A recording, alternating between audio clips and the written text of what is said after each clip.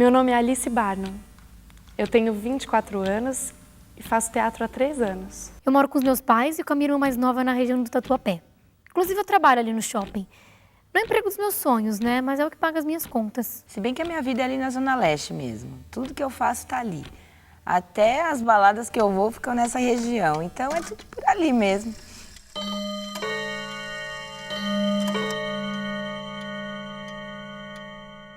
O que é a verdade?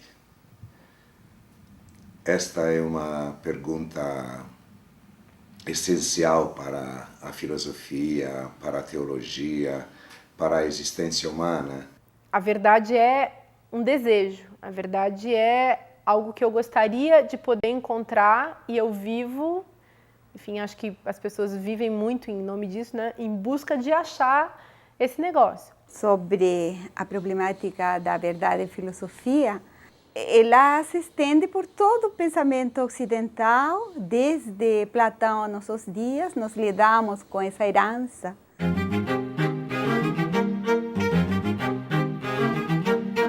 Eu amo teatro. Então, nas horas vagas, eu tenho aulas. E isso me distrai, me relaxa, assim. E é o que eu realmente gosto de fazer.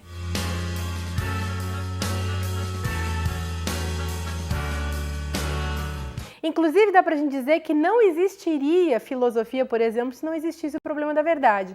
Os filósofos, quando eles surgiram no século V a.C., eles só puderam aparecer porque eles combateram algumas outras pessoas, alguns outros grupos que viviam naquele tempo e que tinham também a sua ideia do que era a verdade. Então, existiam, por exemplo, os sofistas, que eram combatidos pelos filósofos, que eram aqueles homens de saber que usavam a argumentação para dizerem que qualquer coisa era verdade ou era falsidade. Nenhum sofista estava preocupado com a verdade, porque eles não diriam a verdade, ou seja, eles simulariam, eles trabalhariam de uma outra forma. O que esses outros homens que não eram filósofos estavam fazendo com os discursos?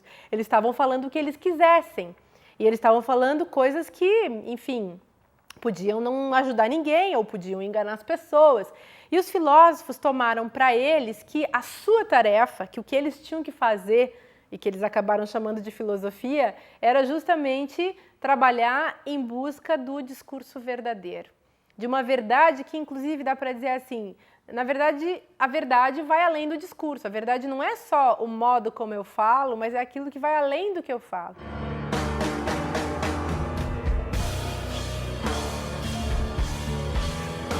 Um filme que eu gostei muito foi A Pequena Miss Sunshine. Nossa, eu adoro o Iluminado. Um que eu sempre vejo quando eu estou em casa é a espera de um milagre. Precisamos entender que o ser humano se comunica de diversas formas. Se comunica através do verbal e do não verbal. Do ponto de vista da mentira, o que se destaca é a questão da incoerência entre o verbal e o não verbal. Nossa, música? Deu pra dançar, eu adoro. Eu adoro dançar Rolling Stones, Satisfaction. Não tem ninguém melhor do que os Beatles.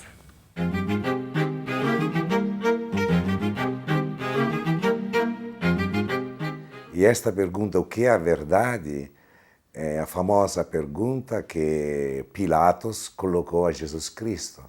A verdade. E o que é a verdade? Jesus não respondeu, porque lá, entre Jesus e Pilatos, havia duas filosofias diferentes. Havia uma filosofia de Jesus, que é uma filosofia que nós podemos chamar filosofia espiritualista, e havia a filosofia de Pilatos, que nós podemos chamar uma filosofia materialista.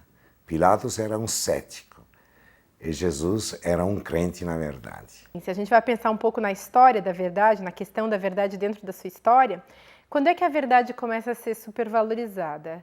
Ela começa a ser supervalorizada na religião. Aquele que afirma que Deus existe, por exemplo, está afirmando uma verdade.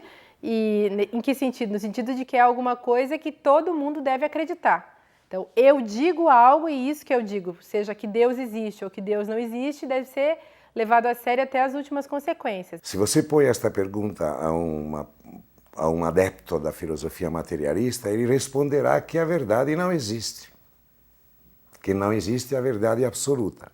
a ideia de que a verdade não existe, essa frase, a verdade não existe, é uma frase que pressupõe uma verdade, ou seja, é uma frase que cai numa contradição, porque quando ela se afirma a verdade não existe, ela mesma quer ser a verdade que ela está negando. Então, mesmo parecendo uma negação, dizendo a verdade não existe, pressupõe-se com essa frase a ideia de uma verdade que a sustenta, para que eu possa dizê-la. Mas se você se coloca na saída de uma igreja e pergunta a qualquer pessoa que sai de uma igreja aos domingos, pergunta esta pergunta: existe a verdade? Esta pessoa vai responder: sim, a verdade existe. E a verdade é Deus. Claro, isso tem um lado bom e um lado mau. O lado bom é que as pessoas começaram a se preocupar com a coisa chamada verdade. O lado ruim é que tudo aquilo que não se encaixava dentro do paradigma da verdade que tinha sido lançado podia ser descartado como falso. Esse é, então, o problema. A verdade é uma coisa absoluta e o falso é um absolutamente contrário à verdade. Só que quem que é o dono da verdade? Esse que é o problema, porque a verdade se torna, e desde sempre dá para dizer que ela surgiu sendo isso, um poder. Quem se tornar o dono da verdade é dono do poder, e quem é dono do poder domina o outro, e quem domina o outro, enfim, está com a vida, digamos assim, feita. Se eu falo uma coisa que vocês acreditam na coisa que eu estou falando, se eu falar qualquer coisa que alguém acredite no que eu estou falando, essa pessoa vai, digamos, me seguir, pode votar em mim, pode comprar o que eu estou vendendo.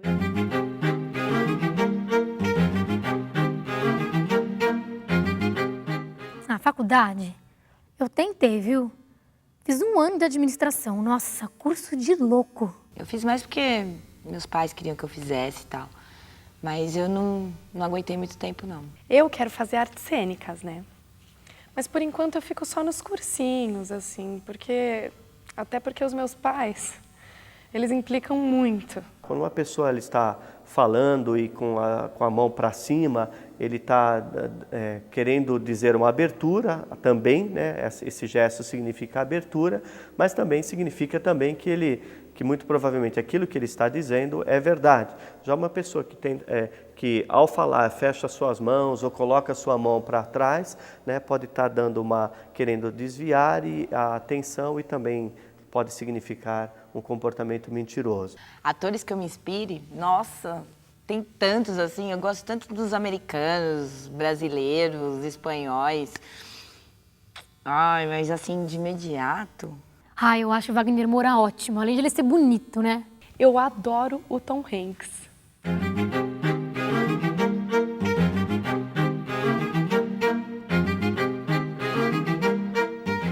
Bom, Protágoras é um típico exemplar de filósofo materialista. Dizendo que o homem é a medida de todas as coisas, ele quer dizer que a verdade é produzida pela mente humana, pela mente do homem. E aqui nós vemos uma diferença, por exemplo, entre Protágoras e Platão.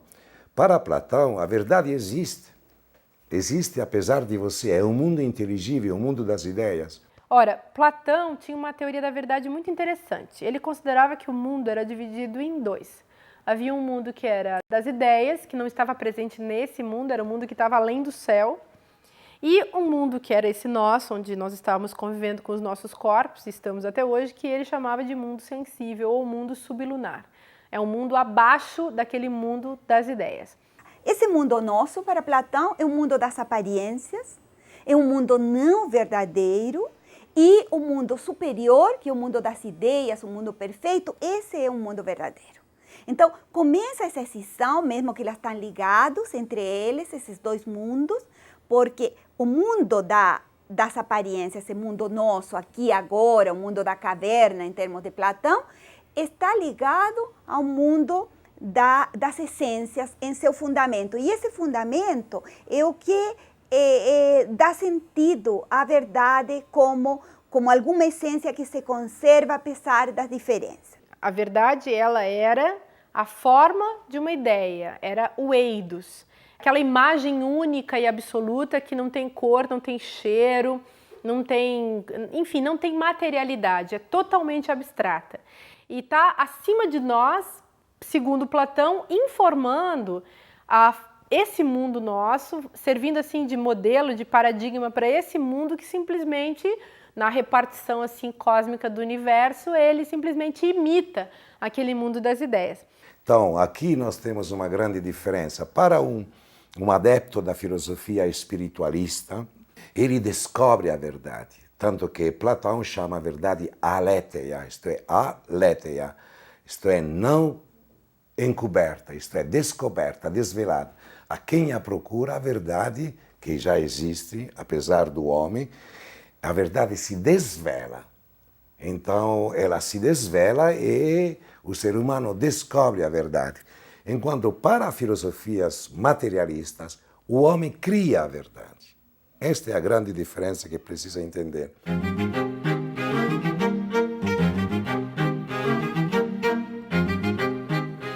Tô namorando. O nome dele é Fábio. Nossa, ele é super ciumento. E eu trabalho em shopping e faço teatro. Aí você já viu o drama, né? Ah, ontem eu briguei com ele. Eu saí pra dançar e ele não gostou.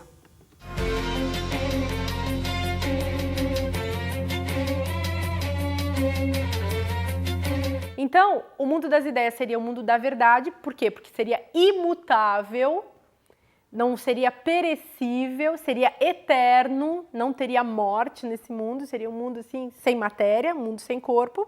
E esse nosso mundo sensível seria um mundo falso. Por quê? Porque seria mutável, porque tem, enfim, movimento nesse mundo, tem finitude nesse mundo, tem, afinal de contas, morte nesse mundo. E o que morre seria falso. O que é interessante é que Platão, no começo, ele tenta ligar 3 âmbitos que estavam separados, que era o âmbito da moral, o âmbito do conhecimento e o âmbito estético. Eles se reúnem, se juntam com a problemática da verdade. Eternidade da ideia é o que para Platão significa a verdade. A verdade, ela é eterna. A não-verdade, a falsidade, ela é passageira. Então, Protágoras, que é um exemplar da filosofia materialista, ele dizia que o homem cria a verdade. Além de Protágoras, os iluministas de 1700 vão dizer isto, Nietzsche, Freud vão dizer a mesma coisa, porque são todos filósofos materialistas. Crê só na existência da matéria.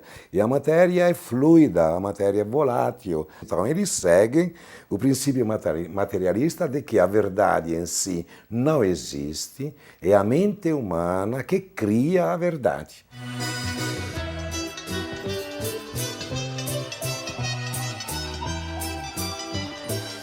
Nossa, meu vício é o cigarro, assim, mas não sou de fumar muito, não. Só quando eu tô muito nervosa, ansiosa e... Eu adoro comer. Eu adoro batata frita. Nossa, eu sou viciada em chocolate. Todo dia, pelo menos, eu preciso comer uns 3 bombonzinhos. Nossa, eu como batata frita com tudo, assim. Eu amo batata, amo. Então, um outro comportamento é o morder os lábios. Pode significar uma tensão interna que é resultado de alguma coisa. Da mesma forma como cruzar os braços significam estar fechado, né? E não querer uma troca muito grande, porque em havendo troca na comunicação, muito provavelmente ele seria pego na mentira. Então, ele, ao cruzar o braço, ele já está colocando um limite de que não pode passar daquele limite. Antes de dormir, eu Paro, fumo um cigarro. Isso por costume mesmo, sabe? Me deixa relaxada, assim. Mas por causa disso eu tenho muitos problemas para dormir.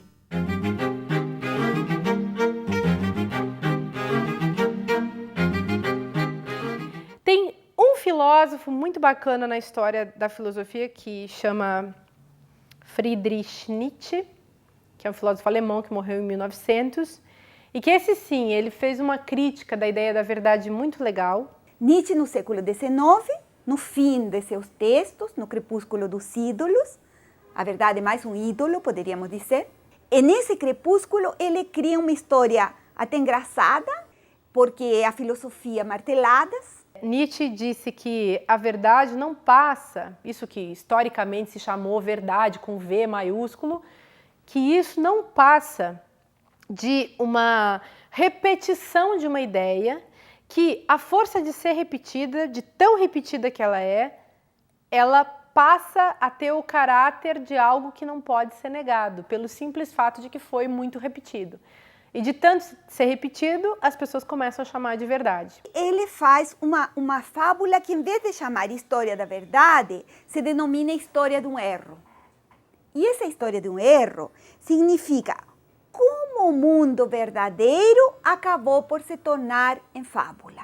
Mas o Nietzsche não diz temos em algum lugar a verdade e temos a realidade. Não, ele diz só temos fábula. Ou como alguns já têm dito, só temos interpretações.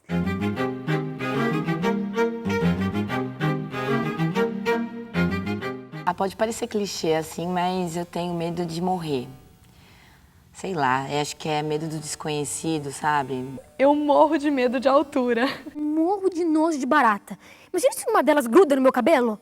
Ai, que nojo. Desviar o olhar, né? A pessoa que está falando a verdade, ela não tem dificuldade de olhar no olho no olho, enquanto que o mentiroso ele tenta desviar a atenção na realidade daquilo e também não quer se comprometer muito com aquilo que está dizendo. Uma coisa, fazendo um parênteses, é importante ver a integração de todo, né? O pensamento, a fala, o comportamento, a fluidez daquilo que está sendo dito, isso vai referendando ou não se aquilo que a pessoa está dizendo é verdade ou mentira. Pegar um fato isolado, isso pode ser um comportamento muito correto de quem está longe tentando verificar se aquilo que está sendo dito é verdade ou mentira. Eu comecei a trabalhar muito cedo. Acho que com uns 17 anos eu arrumei meu primeiro emprego como recepcionista. Foi a partir desse emprego que eu arrumei os outros, né? Comecei a trabalhar bem novinha, assim, porque eu sempre quis ter minhas coisas, então sempre quis também pagar as coisas que meus pais não queriam que eu fizesse.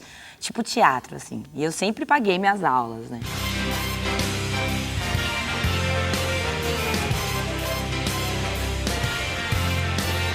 A ciência diz, por exemplo, até o século XIX, que é a ciência que o Nietzsche critica de alguma forma, como aquela... O Nietzsche não critica a ciência o que eles fazem, não, de jeito nenhum. Ele critica a ciência como que ela não tivesse nenhum fundamento.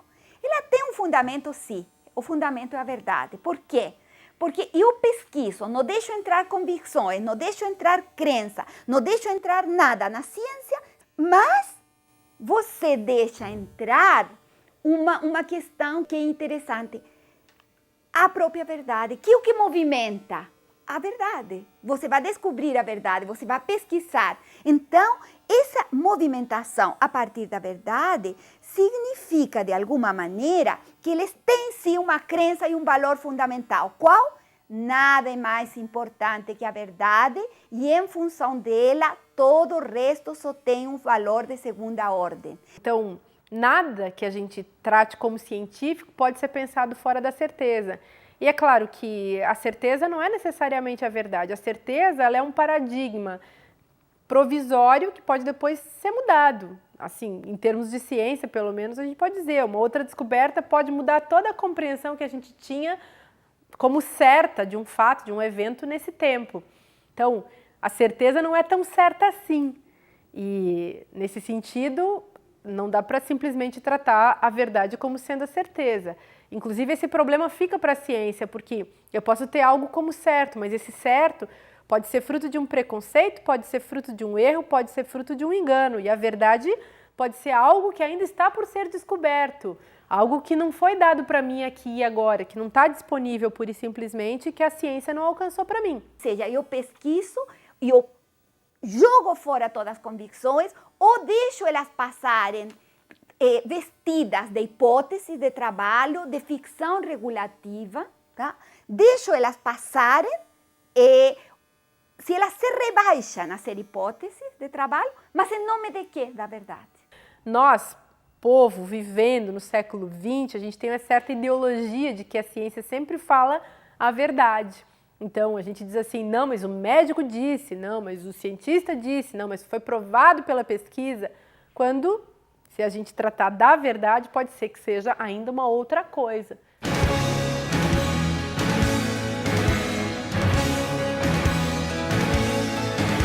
Nossa, eu sou apaixonada por leitura, leio de tudo, assim. Se deixar, até bula de remédio. Mas agora eu tô lendo O Iluminado, do Stephen King. Um livro que eu terminei de ler semana passada foi aquele do Paulo Coelho, A Bruxa de Porto Belo. Eu comecei a ler a biografia do John Lennon. Eu não gosto muito de biografias, mas como eu gosto dos Beatles, eu me interessei por essa.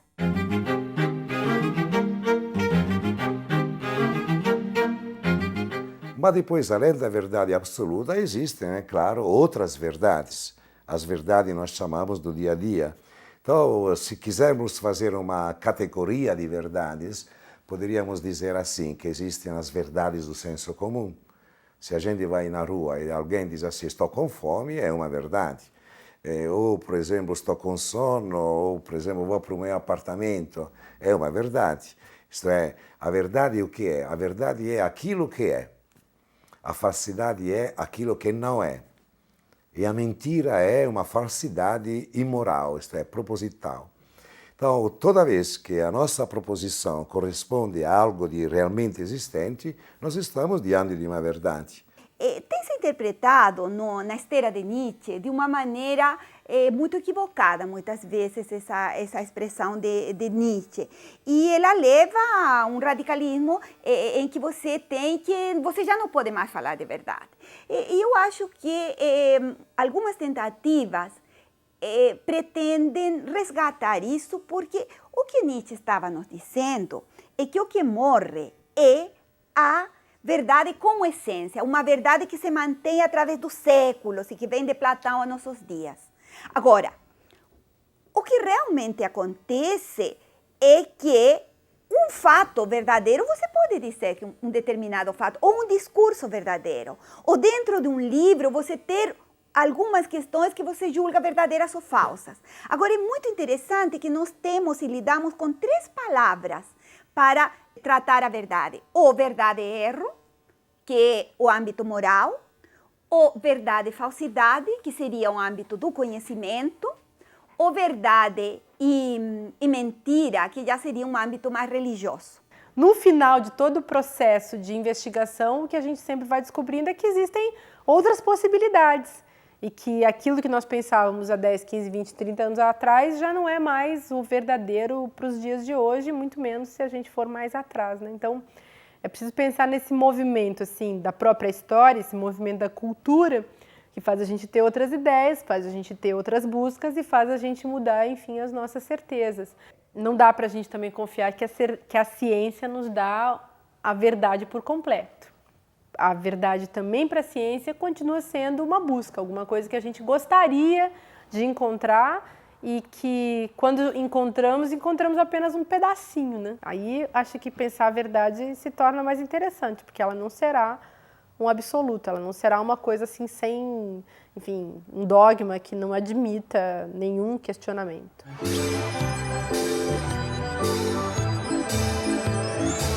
A minha família é ótima. Assim, eu sou adotada, né? Eu fui descobrir isso quando eu tinha 13 anos. Por mais que eu e os meus pais temos alguns problemas, eu acho normal, né? Eles me criaram da melhor maneira possível. Eles são divertidíssimos, assim. Na verdade, eu ainda moro com os meus pais. E, assim, todo mundo fala que eu sou super parecida com a minha mãe. E ela adora, né, quando falam isso. Coisa de mãe, sabe? A questão do mentiroso é interessante também, que o mentiroso costumaz, aquele que sempre mentiu e que sempre mente, ele acaba desenvolvendo uma técnica de mentira e de tentar convencer a pessoa que está ouvindo de uma forma muito profunda. Com relação a essa técnica de falar a mentira, embora não seja exatamente isso, é o caso dos atores e das atrizes, que eles representam algo que não é a verdade. É uma peça teatral, tem ali um roteiro, né, que não representa uma realidade, mas eles conseguem fazer aquilo de uma forma tão perfeita, de uma forma tão convincente, seja no seu verbal, nas expressões, no comportamento, que nós que estamos do outro lado da tela nos envolvemos de uma forma tão forte que acabamos até acreditando e muitas vezes até nos emocionando com aquilo que é dito. Nossa, eles são muito importantes, assim, eu não sei como é que seria a minha vida sem meus amigos. Eu tenho 2 amigos maravilhosos, a Larissa e o Ricardo. Ai, já aconteceu tanta coisa engraçada com a gente. A Lara é completamente louca. Ela me apoia no teatro, fala que eu sou boa atriz. Já o Ricardo, ele é mais centrado. Ele faz direito. Na verdade, ele gostaria que eu fosse assim também, sabe? Mas não sou, né? E, eu amo muito os dois. Obrigada.